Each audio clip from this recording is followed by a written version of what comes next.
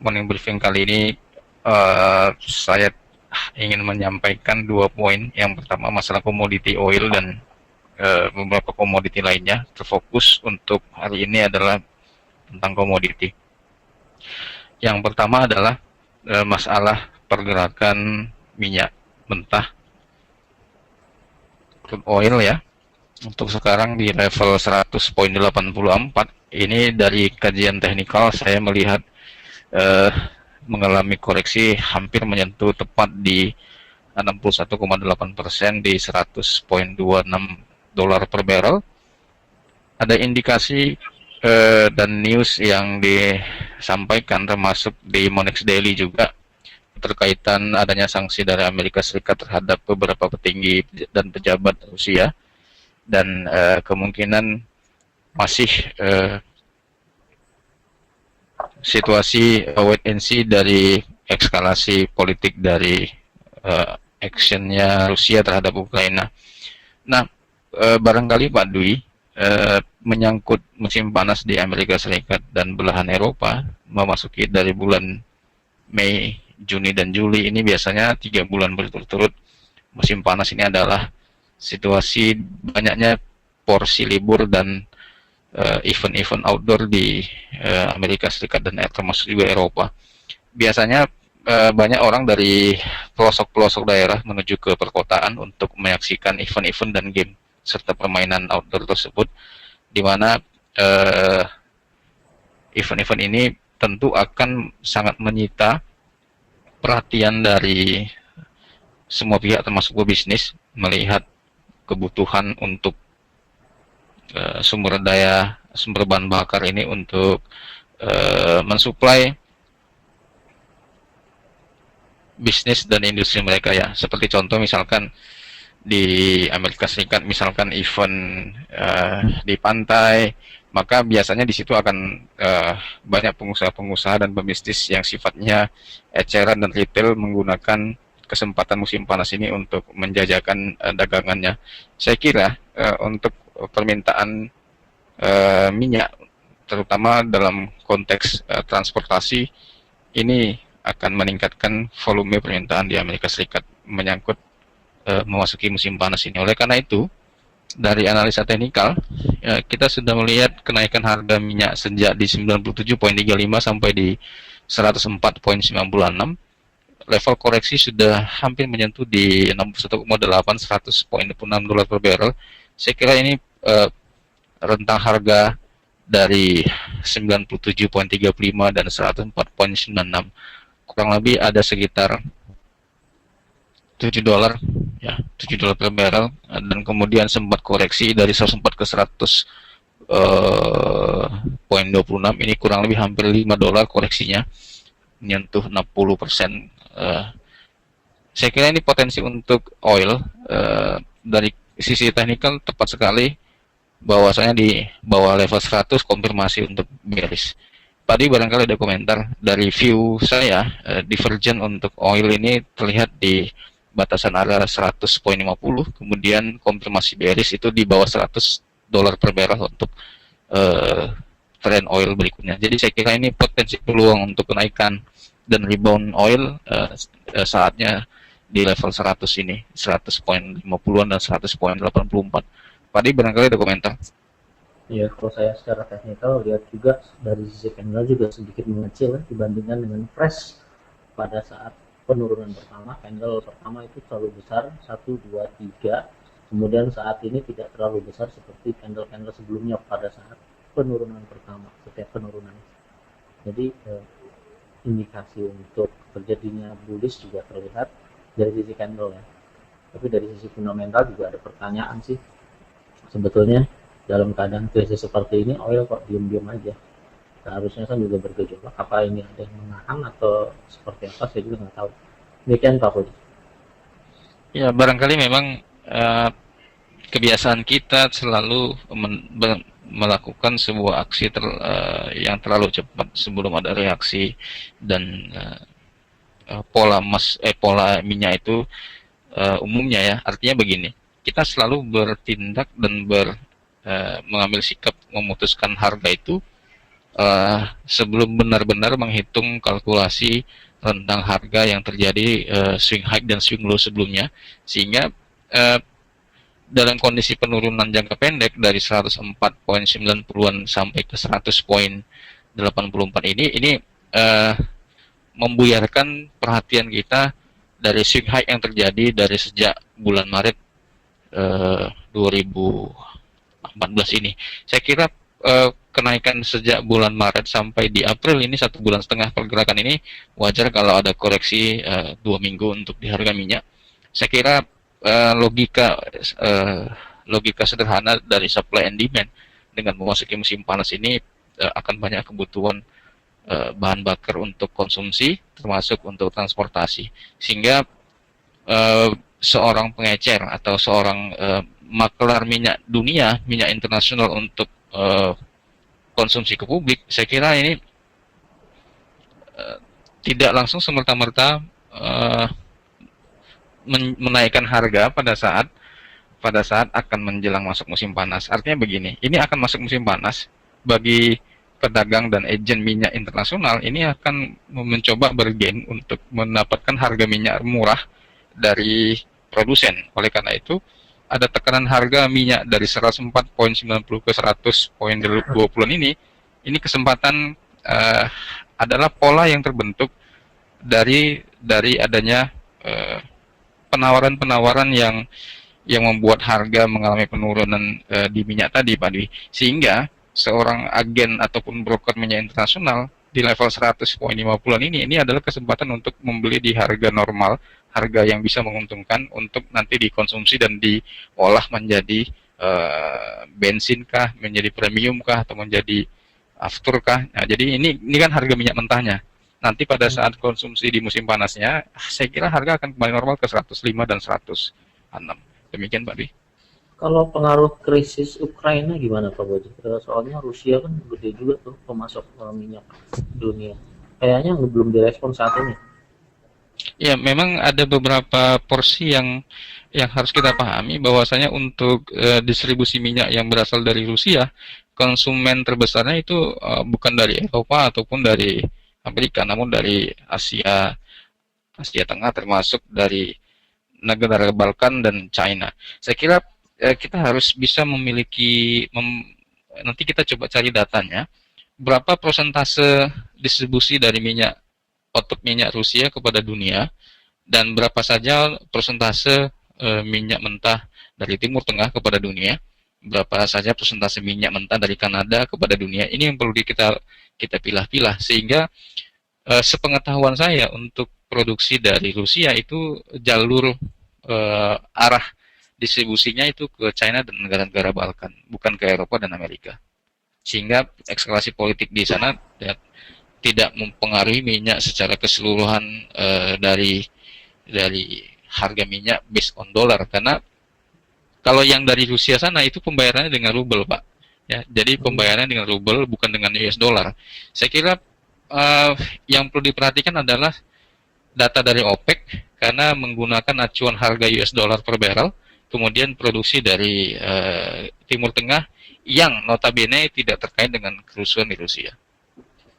Oh iya, berarti memang betul kemarin kan sebetulnya Eropa membutuhkan Rusia itu dari gas ya, sumber dayanya dari gas, melalui perusahaan gas besar Gazprom dari Rusia langsung, itu yang mempengaruhi, sebetulnya punya kepentingan terhadap Rusia. Itu yang menyebabkan saat ini Eropa masih ragu-ragu untuk menerapkan sanksi, mungkin begitu Pak Boji. Oke, dilanjutkan Pak Boji. Oke, yang kedua, ini ada data dari laporan riset Biro NYMEX ya, dan COMEX serta CME, Commodity Mercantile Exchange dan Commodity New York Mercantile Exchange. Kita coba kombinasikan dari total semua komoditi. Pertama kali adalah crude oil, kemudian gandum, sugar, gula, emas, dan perak. Saya kira perjuangan komoditi untuk mengalami kenaikan ini sudah tampak terlihat ya. Pertama kita perhatikan dulu di minyak mentah yang warna biru, sempat naik ke 104, kemudian sekarang di angka 100. 110 ini sempat terjadi di 2 bulan terakhir, kemudian kembali di bawah 105.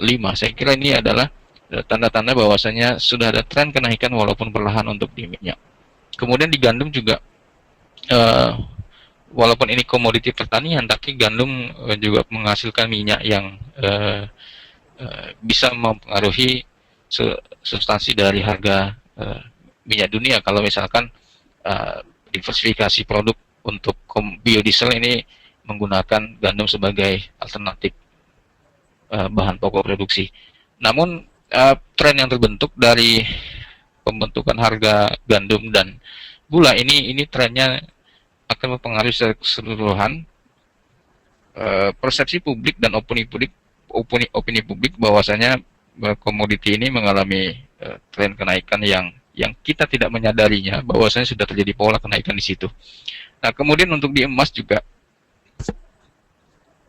sudah nampak perjuangan harga emas di level 1.300, bottom di 1.200-an ini. Saya kira nanti lebih detail kita lihat dari analisa teknikal. Kemudian silver juga atau perak masih sampai sekarang bertahan di angka $19 sampai $20. Ini bisa kita jadikan sebuah momentum untuk masuk ke pasar. Kita langsung ke analisa teknikal.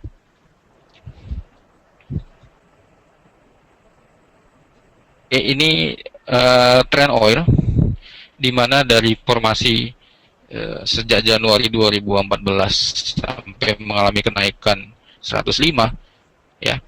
110 tadi adalah level harga yang terjadi di bulan Agustus 2013. Ya, ini dalam kurun waktu 12 bulan terakhir, setahun terakhir, minyak pernah di angka 112.20, ini high-nya.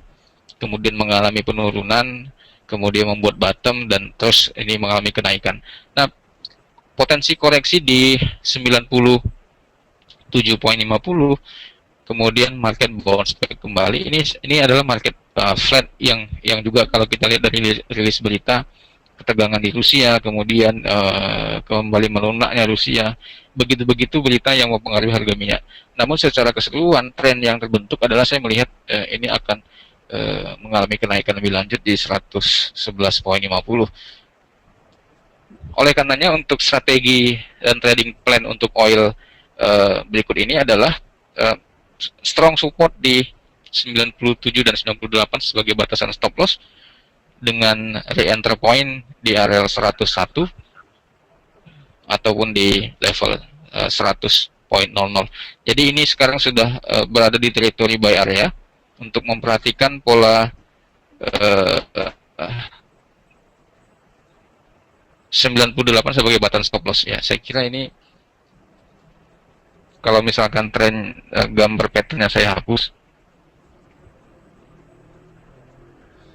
inilah yang terbentuk untuk di pola minyak. Walaupun di sini ada formasi double bottom, saya kira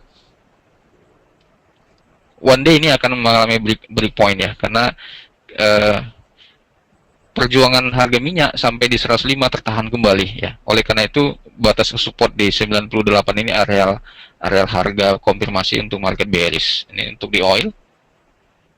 Kemudian kita akan lihat di emas. Nah, di emas juga kembali di teritori normal, diskon 50%, ya. Kita buat ilustrasinya diskon 50%. 1287 dan di antara 1311. Rentang harga masih di kisaran level areal ini. Ya, oleh karena itu untuk copi-copi, saya kira market akan masih dalam rentang bounce di level 1288 dan 1312. Sekali lagi saya konfirmasi bahwasanya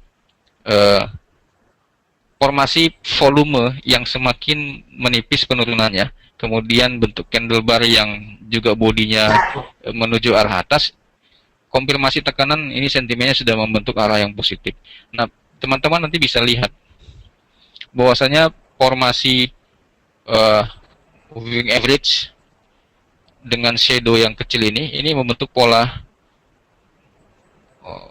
Saya kira polanya ini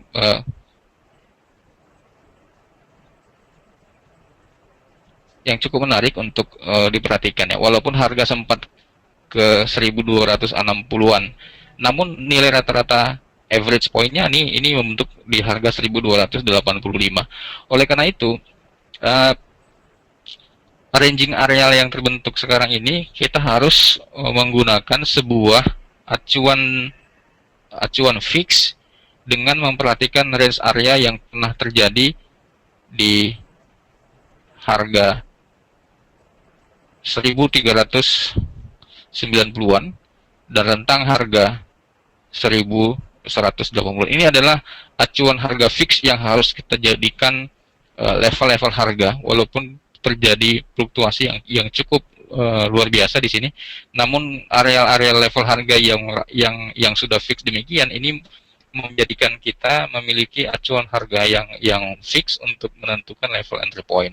Oleh karena itu masih di kisaran 1287 dan 1312 saya kira harga masih akan bermain di level sini. Konfirmasi up adalah di atas 1312 untuk harga emas. Baik, Pak Dwi ada pertanyaan barangkali? Oke, saya kira emas juga berpotensi sekarang berada di wilayah tengah 50% dari 68 sampai 38. Namun dari pola pattern yang terjadi itu berpotensi untuk pola M dan W. Berarti kita cari untuk breakout atas maupun breakout bawah ya Pak Boji. Iya. Ini ada pertanyaan dari rekan. Ada masalah ini mohon dibahas masalah pound sterling dolar dan euro Pak Fauzi. Iya, memang dari situasi harga kemarin yang tidak ada rilis news apakah dari kalender ekonomi, swing market ke high ini sudah membuat ragu pasar bahwasanya market sekarang apakah naik atau turun. Masih ingat barangkali 3 hari yang lalu saya menyampaikan bahwasanya situasi harga yang terjadi di pound sterling itu level kuncinya adalah di maksimum di 1700 ya 1.770-an ini 1.7 ya ini kalau misalkan kita tarik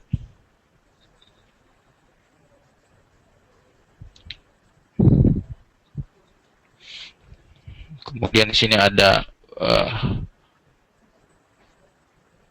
harga previous resisten 1.7050 ya kurang lebih. Coba kita tarik di sini.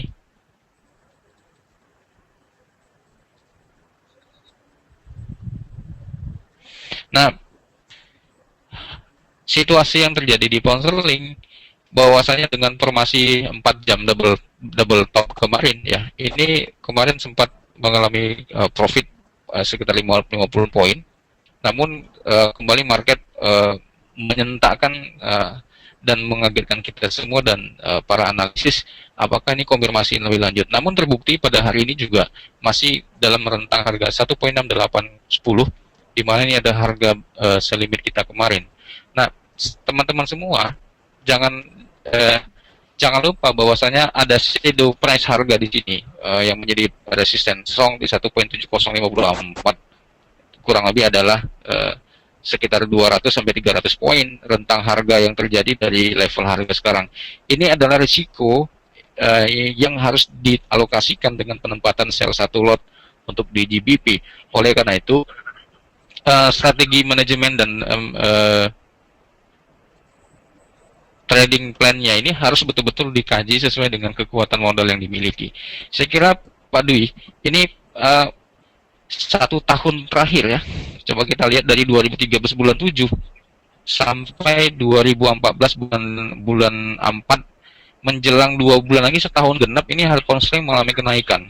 Kalau kita lihat dari 2009 bulan Agustus bulan 1 sampai mengalami penurunan di ini ada 9 bar berarti 9 bulan ya. 9 bulan sampai 2010 bulan 5 ini 9 bulan mengalami penurunan. Kemudian kalau kita lihat lagi dari sini mengalami kenaikan 9-10 bulan. Nah, dari histori yang terjadi sejak 2013 bulan 7 itu ini sudah ada kenaikan 9 bulan juga untuk pound sterling. Saya khawatir nanti memasuki open weekly open monthly di bulan 5, 6 dan bulan 7 ini mengalami potensi penurunan yang akan mengagetkan semua pihak juga, khususnya untuk trader di pound sterling. Jadi saya mengambil sebuah kebiasaan histori. Biasanya pound sterling itu maksimum kenaikan dan penurunan itu kurang lebih 9 sampai 10 bulan konsekuens berjalan. Jadi 9 bulan mengalami penurunan, kemudian market up. 9 bulan mengalami kenaikan, 10 bulan ini market down. Nah, sekarang sudah kita lihat 9 bulan untuk pound sterling sampai di 1.68. Saya kira resistensi kita untuk risk point-nya adalah di 1.70. Dari running sekarang ini tidak begitu besar ya tingkat risikonya. Paling sekitar 200-300 poin untuk alokasi risiko, sekitar 3.000 dolar untuk satu lot. Demikian Pak Dwi untuk di pound sterling. Oke, pound sterling Pak selesai. Kemudian euro Pak, tadi belum selesai dulu euro.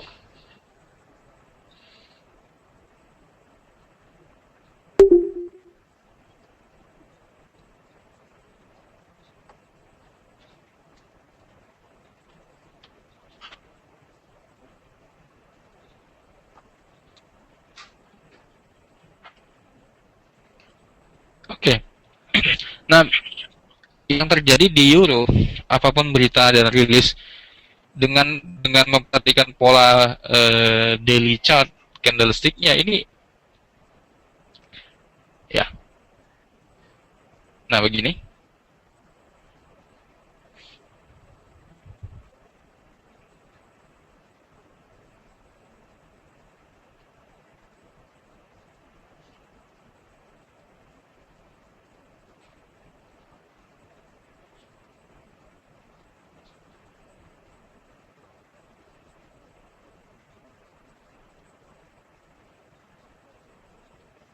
Oke, barangkali ini ilustrasi yang bisa saya buat untuk di euro ya. Dari sejak Juni 2013 juga ini hampir 9 bulan untuk di euro, sama halnya dengan pound sterling. Ini akan bisa membuat kita lebih clear.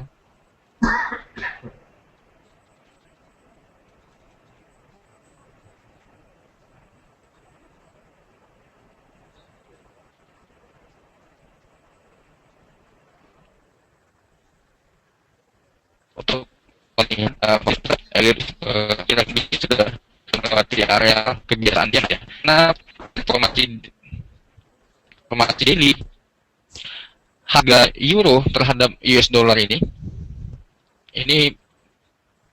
sempurna mengalami kenaikan sejak melewati tidak kembali lagi di bawah area 1.2044. Nah, ini menjadi ceiling, menjadi floor, dan ini menjadi ceiling sampai 1 bulan terakhir. Situasi yang terjadi ya, Ismark sudah melewati resistensi. Oleh karena itu swing low-nya itu berada di 1.27. Coba kita lihat dulu untuk mungkin untuk di euro-nya mengalami bounce back ya, atau mengalami retrace. Oke. Nah, dengan menggunakan body candle, kita bisa melihat bahwasanya penurunan yang terjadi sejak 2013 bulan 2, kemudian kemudian ini jatuh karena itu, sehingga area atau rentang harga yang terjadi di sini kita bisa memanfaatkan harga di sini, kemudian kita ganti menjadi time frame 4 jam ya. Nah, ini yang sebenarnya untuk harga euro sebagai acuan analisis teknikal kita. Ya, ini yang bisa kita pakai.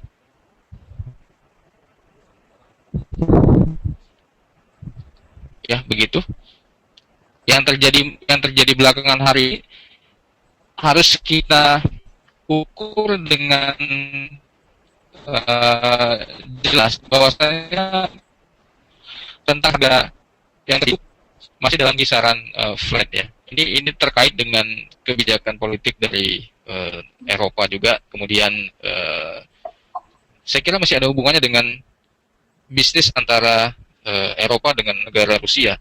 Paling barangkali mungkin setuju dengan apa yang saya maksud. Masih ada kekhawatiran dan concern dari situasi yang terjadi di Rusia, sehingga supply and demand untuk mata uang kalau kita lihat dari 14 hari turut-turut terakhir ini masih dalam rentang harga 1.3090 dan 1.3780. Ini sudah 14 atau untuk ini untuk euronya masih dalam kisaran harga yang saya kira kita sudah punya level harga untuk konfirmasi bearish dan bullish. Kita akan menekan price 1.30. Kemudian market akan mengalami tekanan bearish dengan catatan harga closing barnya di bawah 1.3780. Untuk euro demikian Pak Di. Oke, menarik sebetulnya di euro karena melihat dari konstelasi politik krisis di Rusia maupun Ukraina itu sebetulnya terlihat ya keputusan yang mengambang di zona tersebut. Kemudian kita melihat juga dari berita yang saya baca hari ini bahwa peningkatan euro ini yang menyebabkan euro deflasi katanya. Ya, saya baca gitu ya cukup menarik juga. Kemudian cukup menarik untuk dipahami apa sih yang disebut dengan penguatan euro menyebabkan deflasi lebih lanjut. Oke, ada lagi Pak Fauzi mengenai yang lainnya? Ya mungkin penguatan euro ada deflasi tadi, saya kira karena sudah 9 bulan berturut-turut nih Pak di kenaikan euro itu ya signifikan sekali ya, sehingga uh, kebijakan Dewan Moneter selalu akan berkata demikian gitu. Nantinya alasan kenaikan penguatan mata uang euro inilah yang akan bisa menjadi alasan Bank Sentral naikkan suku bunga, walaupun kemarin si Mario Draghi akan ada stimulus lagi kalau kita persiapan stimulus. Namun dalam dunia ekonomi kemungkinan itu selalu sangat terbuka untuk Dewan Moneter dan Bank Sentral mengambil kebijakan yang sepihak ya saya kira. Pertama seperti yang tadi statementnya, adanya ancaman inflasi segala macam itu karena ada penguatan dan apresiasi euro yang terus menerus selama setahun. Kalau itu terus berlanjut lagi di atas 1.39, 1.4 katakanlah demikian, Bank Sentral dari ECB sudah pasti akan naikkan rate suku bunga untuk ECB. Saya menilai begitu Pak Di. Sehingga ada konteks bahwasanya antara hukum ekonomi dengan kebijakan polisi dari Bank Sentral hampir bertolak belakang dengan apa yang kita alami di pasaran. Saya kira itu yang bisa saya menjelaskan kenapa ada ancaman deflasi untuk di mata uang euro. Iya. Oke, begitu aja Pak Fauzi untuk morning briefing kali ini mungkin ya. Kemudian saya mengingatkan bahwa nanti ada berita tentang utama yaitu counseling jam 3.30 mengenai preliminary dari GDP quarter to quarter untuk counseling. Kemudian yang menarik jam 9 malam ini ada consumer confidence yang diforecastkan cukup positif. Soalnya kemarin Michigan cukup positif. Kemudian Maluku juga cukup positif. Kemudian ini oleh Conference Board juga diperkirakan cukup positif yaitu dari 82.3 itu diforecastkan menjadi 82.9. Jadi kesimpulan untuk di US itu positif keadaan untuk ekonomi bagus di Amerika Serikat. Demikian morning briefing kali ini. Saya ucapkan terima kasih. Mudah-mudahan seluruh informasi yang telah disampaikan berguna untuk kita semua untuk pelaksanaan marketing maupun untuk pelaksanaan transaksi. Namun begitu, seluruh informasi yang terjadi di sini bukan langsung untuk dijadikan satu-satunya indikator untuk bertransaksi tanpa melalui proses money management yang baik dan benar. Terima kasih. Morning briefing kali ini pada tanggal 29 April 2014. Kami ucapkan terima kasih. Selamat bekerja.